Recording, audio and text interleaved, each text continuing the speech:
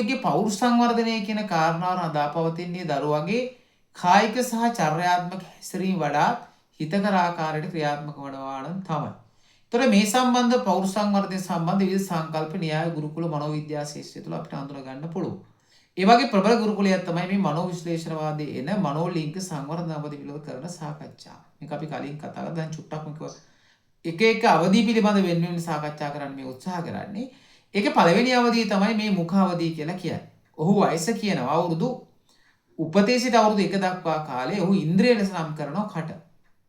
දෙවෙනි අවධිය වෙන්නේ ගුද අවධිය. එහෙකේ ඔහු නම් කරන අවධිය වෙන්නේ මලපහ කිරීම තුළින් ඔහු සතුටක් ලබනවා කියන කාරණා තමයි. ඒකේ වයස ඔහු අදහස් කරන්නේ 1 සිට අවුරුදු 3 දක්වා කියන කාල සීමාව. ලිංග රූප අවධිය ඔහු නම් කරන ඊළඟ අවධිය විදිහට ලිංගික අවයවයන්ට මේ කාලේදී අවධානය යොමු වෙනවලු වයස ඔහු හඳුන්වනවා අවුරුදු 3ත් 6ත් අතර කියන කාලය ඔහු නම් කරනවා. ඊට පස්සේ නිලීන අවධිය නැත්නම් මේ සැඟවුණ අවධිය අපි කියන සාමාන්‍ය මේ කාල සීමාව අවුරුදු 6 සිට නව යෞවන විය දක්වා කාල සීමාව යහු නම් කරනවා මේ අවධිය. ඒ වගේම තමයි ප්‍රජනන ලිංගික අවධිය. මේක නව යෞවන වියේ සිට වැඩිහිටි තරුණ ඒ කාල සීමාව තුළ මියන තෙක් කියන කාල සීමාව දක්වා මේක ව්‍යාප්ත වෙලා යනවා.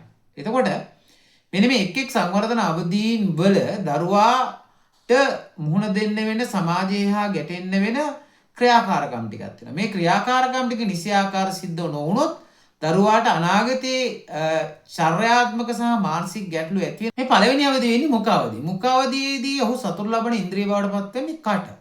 කියන්නේ කෑම ගැනීම සහ උරාවීම තුළින් තමයි ඔහු තෘප්තිය ලබා ගන්න. එතකොට මේ අවධිය නිසියාකාරව ක්‍රියාත්මක විය යුතුයි. එතකොට මේ අවශ්‍යතා ඉටු නොවීම හෝ ඕනාට වඩා ලැබීම කියන කාරණාව තුළ දරුවා තුළ අසාමාන්‍ය චර්යාවන් හට ගන්න පුළුවන් කියලා ඔහු කියනවා. සාමාන්‍ය ගත්තොත් ඒවා අන් අය මත යැපෙන්න පුළුවන්. ඕනට වඩා අන් අය මත යැපෙන්න පුළුවන්. ඒ වගේම තමයි සමහර වෙලාවට මොහු නියපොතු සපා ගන්න පුළුවන්. නිතරම කනබොන චරිතයක් වෙන්න පුළුවන්. එහෙම නැත්නම් එම දුම්බනායෙක් බවට පත් වෙන්න පුළුවන්. මේ අවධියේදී වැදගත්ම කාරණාව තමයි වාචික ආක්‍රමණශීලීත්වයේ ක්‍රියාත්මක වෙන්නේ මෙන්න මේ අවධියේ. ඒ කියන්නේ අන් අය අපහසුතාවයට පත් කරන. ඒ කියන්නේ අපි හිතුව සරදමන ලක් කරන දේවල්, ඔහුගේ රළු වචන, විවේචනීය කිරීම වගේ දේවල් අනාගතයේ දකින්න හම්බ වෙන්නේ මෙන්න මේ මුඛ අවධිය නිසියාකාරව ක්‍රියාත්මක නොවුණු දරුවන් තුළ තමයි දැක් ගන්න පුළුවන්. ගුද අවධියේදී ඔහු සතුට ලබන කලාපයේ බවට පත් වෙන්නේ ගුදේ. ඒතකොට ඒ ආසිත ඔහුට බාධාවකින් තොරව ඔහුට නිසියාකාරී චර්යාවක් ඔහු තුළ නිර්මාණය කරගෙන වක්කීම දෙමව්පියන්ට පැවරෙනවා.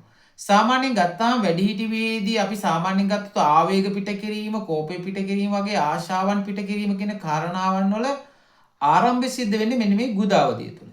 ඒක විශේෂත්වය තමයි සාමාන්‍යයෙන් ගත්තොත් මානව ශිෂ්ටාචාරයේ ජීවියෙක් ලෙස ඉපදුනාට පස්සේ පළවෙනියටම ඉගෙන ගන්න සදාචාරාත්මක පාඩම් ඉදිරි ඉගෙන ගන්න මේ වැසිකිළිය යාම. නැත්නම් টয়ලට් ට්‍රේනින් කියන එක ආරම්භ වෙන්නේ මෙන්න මේ ගුද අවධිය තුළ. මේක නිසියාකාරව ක්‍රියාත්මක වුණොත් අනාගතයේ දැඩි විනයානුකූල දරුවෙක් නිර්මාණය කරගන්න පුළුවන්. හැබැයි ඒ වගේම තමයි මේ ක්‍රමවත් නොවුනොත් එහෙම අවුල් සහගත දරුවෙක් බිහි වෙන්න පුළුවන්. සමහරට අපි ගත්තොත් එහෙම ලෝභකම නැත්තම් මුරණ්ඩුකම නිතරම අපිලිවලට ඉන්න කෙනෙක් නැත්තම් අවුල් සහගත පුජ්‍යලයක් අපිට දැක් ගන්න හැකියාවක් ලැබෙනවා මෙන්න මේ අවධිය තුල. ඒතර සාමාන්‍යයකට හේතුව තමයි මේ අවධියේදී අභියෝගයට ලක් කරමින් සුපර් ඊගෝ කියන එක වර්ධනය වීමක් තමයි මෙතෙන්දී සිද්ධ වෙන්නේ. ඒ නිසා දරුවා තදබල කාංසාජනක අවස්ථාවකට මේ අවධියේදී මුහුණ දෙනවා. ඒ නිසා මේ බුද්ධ අවධියේ නිසියාකාරව අපි දරුවාට නිසි පරිසරය සකස් කරලා දී යුතුයි. මේක තමයි ඔහුගේ සදාචාරාත්මක නැත්නම් චර්යා විනයානුකූලව හසුරවන කාල සීමාව වලට පත් වෙන්නේ. ඒක දරුවාට දැනෙන්න ඕන, හැඟෙන්න ඕන මම මේ සමාජය තුළ සමාජානුයෝජනය වෙන්න නම් මෙන්න මේක විනයානුකූලව හැදෙන්න ඕන කියලා එයාට හිතන්න අවස්ථාව බලපෑම් කරනවාට වඩා මේක નિરાයාසයෙන් කළ යුතු කාරණා. නැත්නම් අනාගතයේදී ගැටලු ගොඩක් මේ අවධියේදී නිර්මාණය වෙන්න පුළුවන්කමක් තියෙනවා. ඊළඟට තියෙන වැදගත්ම සහ සුවිශේෂීම අවධිය ලෙස අපි ලිංග රූප අවධිය අඳුර ගන්න. ඒක අවුරුදු 3ත් 6ත් කියන කාල සීමාව තුළ තමයි අපි අඳුරගන්නේ. මේක විශේෂත්වයක් තියෙනවා. ඇත්තටම අනාගතයේදී සාර්ථක ස්වාමිපුරුෂයෙක් බිරිඳක් නැත්නම් යහපත් දරුවෙක් යහපත් ගැහැණියක් යහපත් පිරිමියෙක් නැත්නම් සමාජයට ආදරය කරන සහකම්පන දරුවෙක් නිර්මාණය කරන බලපන් ස්ටෙප් එකක් තමයි මේ ලිංග රූප අවධිය කියලා කියන්නේ. ඒකට හේතුව තමයි ෆ්‍රොයිඩ් අඳුරලා දෙන ඊඩීපස් සංකීර්ණය සහ ඉලෙක්ට්‍රා සංකීර්ණය. ඒකදී මෙන්න මෙහෙම දෙයක් සිද්ධ වෙනවා පවුල ඇතුලේ අපි කියන්නේ ආදරණීය සතුරු පවුලක් හදාගන්න කියලා.